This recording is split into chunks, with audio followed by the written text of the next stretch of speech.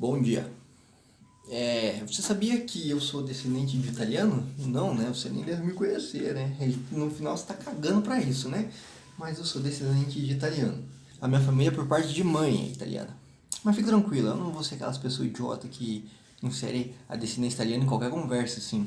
Ô, bicho, vamos pedir uma pizza, cara?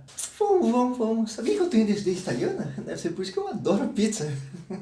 Não, eu não vou fazer isso, tá? Mas assim, eu acho legal também o fato de eu ter essa descendência italiana, né? Eu acho legal pra caralho o fato de que a gente come macarrão pra caramba aqui na minha casa. Eu acho legal o fato de que não dá pra saber se a gente tá feliz ou se tá brigando, porque a gente fala alto pra caralho o tempo inteiro.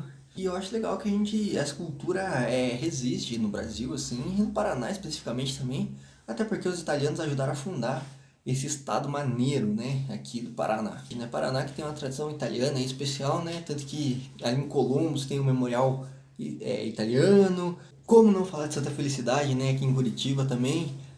Polo cultural e gastronômico de Santa Felicidade, né? Que vende vinho, macarrão e polenta, o olho da cara, né? Um negócio legal, assim, a Itália, em Curitiba. Daí eu fui pesquisar também um pouco dessa tradição, dessa herança italiana, né? Descobri uma pesquisinha rápida ali, no Google mesmo, de que em 1878, 40 famílias italianas que fugiram, que vieram da Itália para cá, para o Paraná, receberam do governo do estado 80 loteamentos, 80 lotes, que não devia ser pequeno, para produzir e morar aqui no Paraná, né? Então aí o estado dando de graça aí pro descendente de italiano, né? Vim morar aqui aí em 1800, pouco depois da liberação dos escravos, né? Da abolição da escravidão aqui no Brasil, né? Então trouxeram a mão de obra europeia para cá, né? Porque não vamos dar emprego para os escravos que acabaram de ser libertos, né? Mas isso é outra história. Só vou fechar esse parênteses. Mas não foi só os italianos que ajudaram a fundar esse estado aqui, né?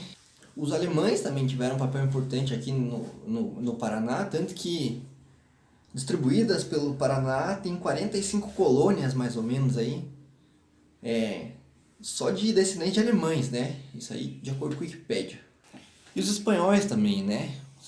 Tanto que o Paraná já foi bem mais espanhol do que português, né? E é legal ver que muitas dessas culturas ainda são preservadas, né? Como na tradicional festa da uva ali em Santa Felicidade mesmo que a gente comentou, que celebra a tradição e a culinária italiana aqui no Brasil, mais especificamente em Curitiba. A Oktoberfest também ali em Blumenau, mas que já rolou aqui em Curitiba também, uma versão menorzinha dela, que celebra a tradição alemã de encher o rabo de chopp, né? Ali em Castros tem a Castrolanda, né? Onde funcionam uns negócios de leite ali, que também é carrega a tradição holandesa, tanto que a arquitetura também holandesa dos moinhos foi mantida, né? Mas agora pensando assim, será que se essas tradições não destroem o mito patriota da nação forte e soberana? O que eu quero dizer com isso? Não destroem o Brasil acima de tudo? Afinal, se você prega que é Brasil acima de tudo, por que caralhos você fica enchendo o saco de todo mundo a todo momento, lembrando que você tem descendência italiana? Continuei essa pesquisa da formação étnica do Paraná aqui, né? E aí eu encontrei no site da Secretaria de Turismo de Governo do Paraná que a gente foi formado aqui, o nosso estado foi formado durante toda a sua história por 28 etnias diferentes, né? Entre elas as que eu já citei aí, italiano, alemão, ucraniano também, japonês em algum momento, polonês e uma porrada de outras. Então, e a gente celebra isso, né? Mas tem algumas que não são tão comemoradas, vamos colocar assim, vai.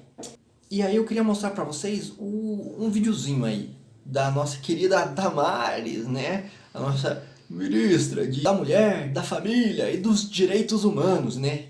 Ela, sensata, que acredita que a Frozen é lésbica e vai acordar a Bela Adormecida com um beijo gay, né? Vamos ver o que ela tem a dizer. Quando a gente vai buscar os pontos tradicionais agora para a gente construir o enfrentamento ao coronavírus, nós descobrimos, ministros, que nós temos 1.300.000 ucranianos no Brasil. Ninguém nunca falou de ucranianos para nós no Brasil. Com a sua cultura totalmente preservada no Brasil. Nós temos como 1.500.000 ciganos, e eu falava de 1.300.000, e são 1.500.000 ciganos. Nós estamos... Então, ministro, então, presidente,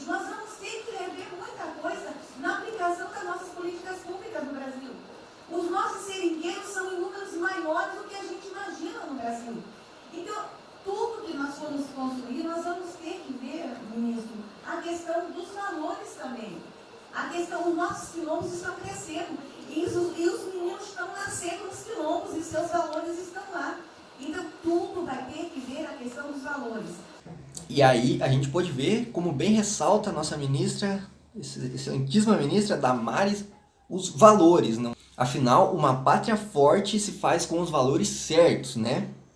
Mas é interessante notar que ela cita nessa fala algumas etnias específicas, né? Os ucranianos, os ciganos e os quilombolas, né? E os quilombolas, que para ela é um problema que os quilombolas estão crescendo e que as crianças estão nascendo dentro do quilombola porque estão internalizando certos valores, né?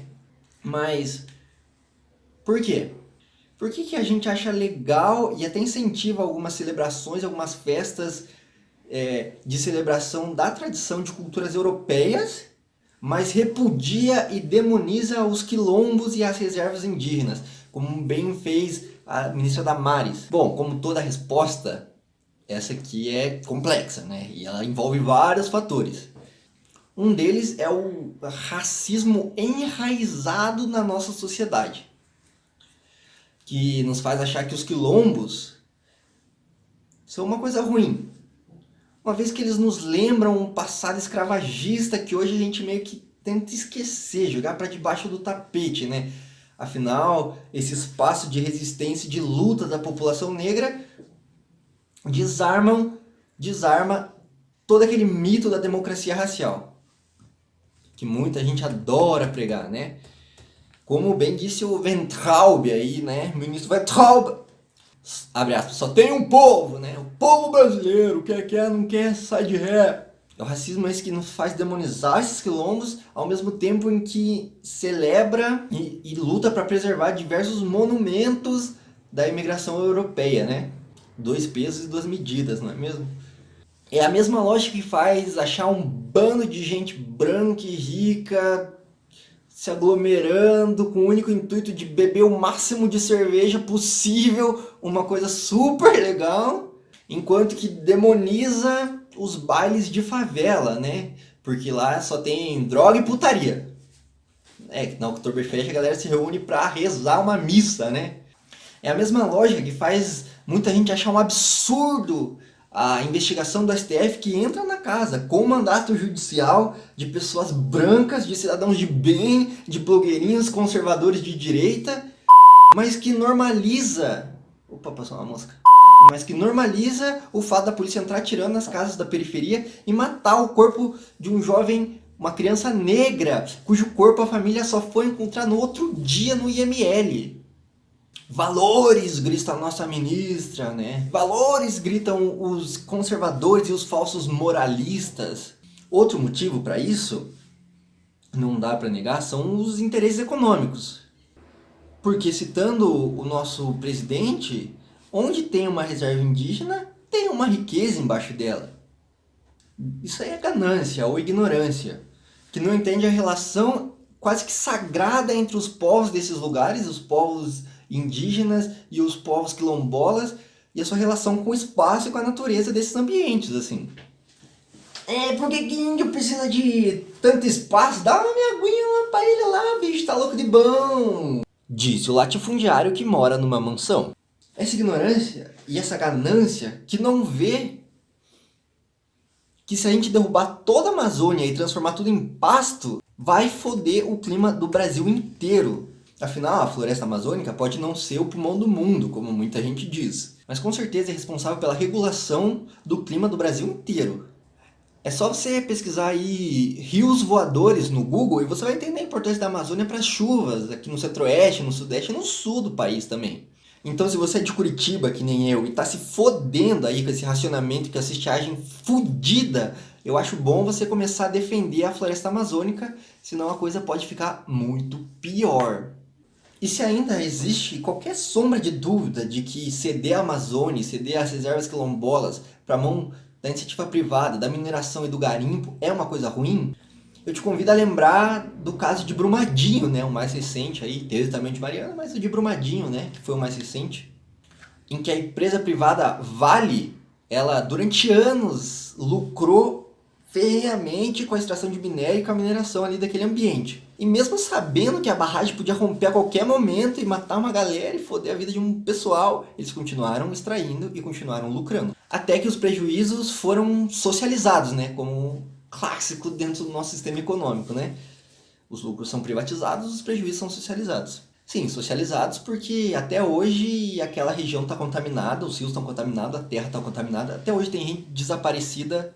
Até hoje tem gente que não tem lugar para morar, não sabe o que vai fazer da vida, não recebeu nenhuma indenização da Vale e aquele espaço está fudido basicamente, né?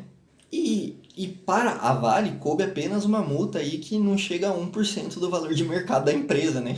Bem justo, fair pra caralho. Então gostaria de saber que valores que são esses assim que a nossa ministra Damares prega, né?